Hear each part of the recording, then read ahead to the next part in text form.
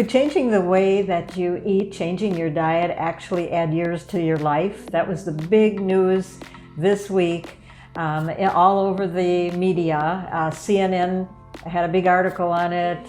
Good Morning America had an interview about it, about how eating more of a plant-based diet will add years to your life. Well, obviously I'm a big advocate of this, so I became very interested in looking forward into it, looking a little deeper into it. And the articles have said that changing the way you eat could add 13 years to your life. That's pretty amazing. I was interested when I saw that. And when I looked deeper into the information, that's if someone starts at the age of 20.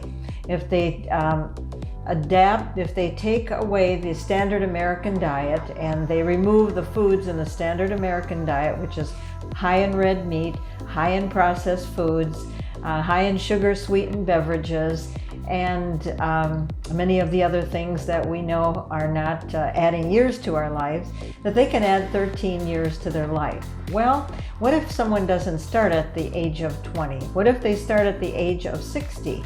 If they start at the age of 60, women can add 9 years to their life. And men can add, women can add 8 years to their life, and men can add 9 years to their life. Not only adding years to the life, but feeling better, looking better, having more energy by removing animal foods from the diet, the standard American diet, and processed foods, and replacing it with nuts and whole grains and fruits and vegetables.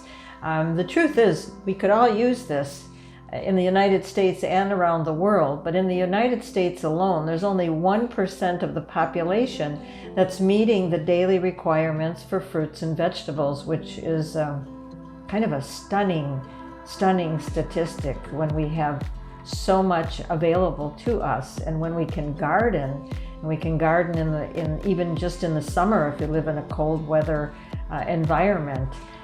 So that alone, but adding 13 years or 8 years or 9 years because of dietary changes is really a profound revelation for all of us. I think we've been hearing that plant-based diets are much better for you, but this way it also will add years to your life. And again, not only years to your life, but feeling better and looking better and enjoying life a little bit more.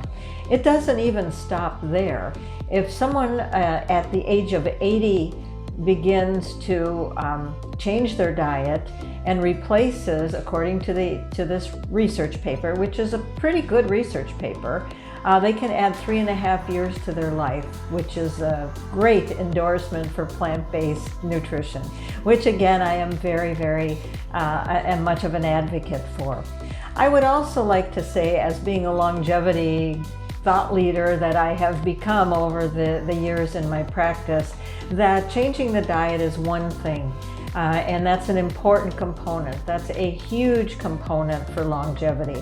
But there are other components, and I'm going to be doing a master class on all the components, the things that I have seen from my travels, from actually being in the villages where people are living long and living purposeful lives.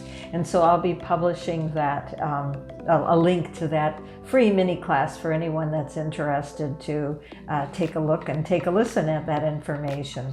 I really have been doing some research even in personality types. As much as eating and living well, it would be great if we took a look at our own personality style.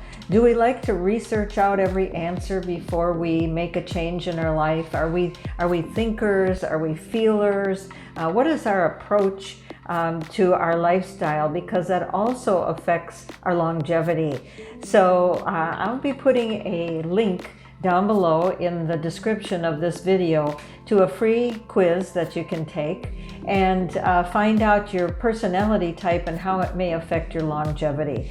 So just as a recap, we have diet, which is very important, a huge component. We have our lifestyle, and our lifestyle reflects many things, the way we live, think, the way we move, a number of things, and we even have our personality.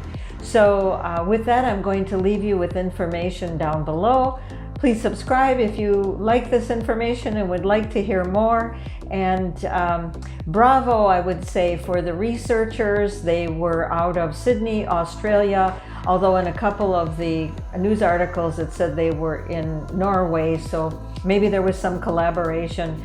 Very good research, very good information. I'll put some links to those articles in the description as well for anyone that would like to take a look. In other words, if you're a thinker and you really like to research things and you really like proof positive for everything you see and decisions you make, it'll be in the description. Thank you so much.